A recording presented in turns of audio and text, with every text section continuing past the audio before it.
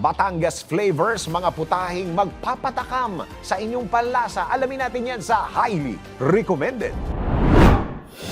Mga lugar na pinuntahan ng ibang tao, mga produkto, serbisyo na rekomendado. Alamin sa Highly Recommended.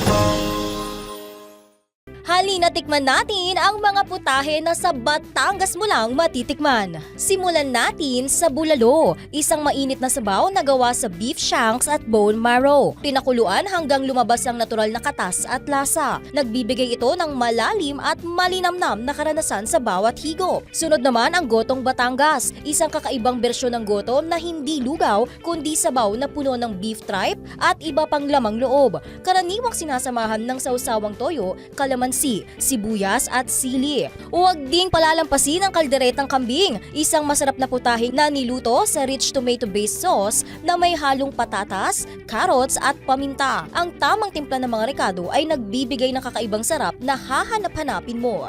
Para naman sa mga mahilig sa matamis, subukan ang sinukmani, isang kakanin na gawa sa malagkit na kanin, gata ng nyog at asukal. Perpektong panghimagas o merienda na nagpapakita ng yaman ng mga produkto ng Batangas. Kaya't sa susunod na pagbisita ninyo sa Batangas, huwag kalimutang tikman ang mga putaheng ito na tunay na ipinagmamalaki ng probinsya.